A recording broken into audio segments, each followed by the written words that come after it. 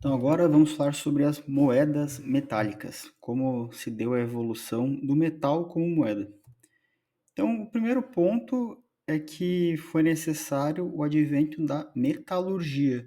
Conforme essa ciência avançou, aí sim que as moedas metálicas puderam começar a ser utilizadas como meio de troca.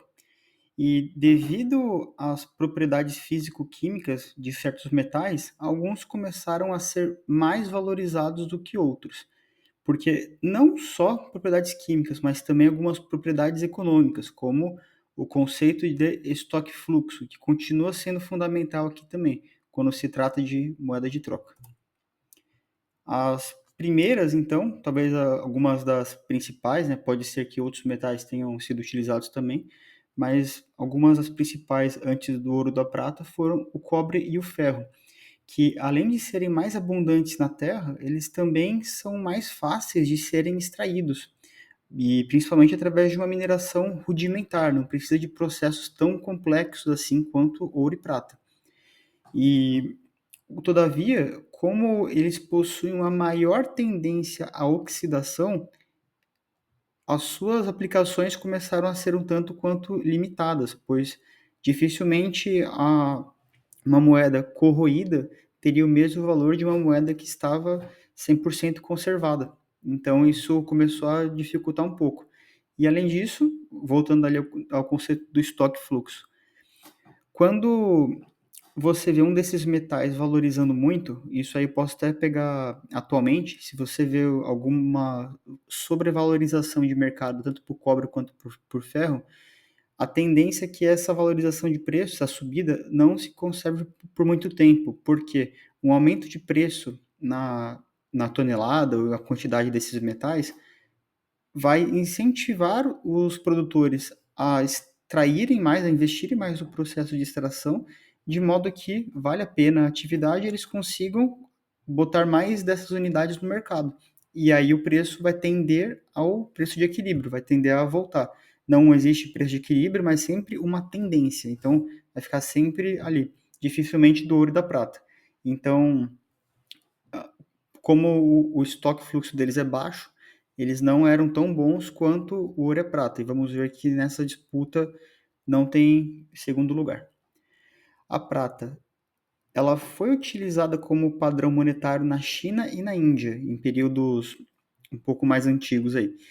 E em locais onde predominava o padrão ouro, ela era utilizada como opção para realizar transações menores. Então você conseguia usar moedas de ouro para de repente ou guardar ou reserva de valor ou para transações de maior valor, e a prata você usar ela para valores mais corriqueiros ou até mesmo menores.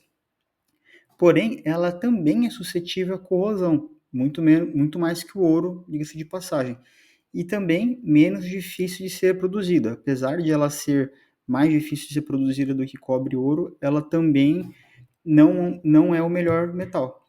E o que fez com que ela perdesse a sua utilidade como moeda, como como metal ali para o padrão monetário, foi justamente o surgimento do papel moeda, pois com o papel moeda lastreado em ouro você conseguiria dividir melhor as unidades.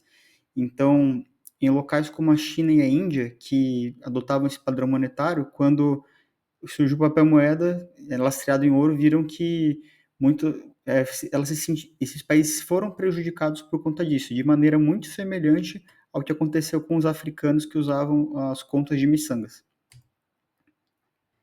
E para encerrar então esse vídeo, falar um pouco sobre o ouro. Esse sim é o melhor metal descoberto até agora para ser utilizado como moeda ou para estabelecer um padrão monetário, que, devido às suas propriedades físico-químicas e por ser um dos metais mais difíceis de serem obtidos, ele se tornou o metal preferido. E nessa competição entre moedas, o vencedor leva tudo. Isso é um fato. Pois quando você tem vários metais competindo, sempre vai ter algum que o pessoal vai preferir. Então, apesar de a prata ter servido também como uma certa alternativa, conforme foi avançando as ferramentas e surgiu o papel moeda, lastreado em ouro, ela perdeu sua utilidade. e aí o ouro passou a ser utilizado como laço do papel moeda, que vamos ver adiante. E as possibilidades do ouro, pois por ele muito dificilmente oxidar, ele foi possibilitado seu uso como reserva de valor, fazendo com que o horizonte temporal das pessoas se estendesse um pouco mais no longo prazo, ou seja, você reduz a preferência temporal, você faz com que as pessoas tenham mais predisposição a acumular capital e fazer poupança voluntária. E isso é fundamental para que a sociedade avance. E só um fato curioso, o rei grego Croesus, no século 6 a.C., foi o primeiro a utilizar moedas de ouro como dinheiro lá na Grécia Antiga. Então é um fato bem interessante. E agora vamos para o papel moeda.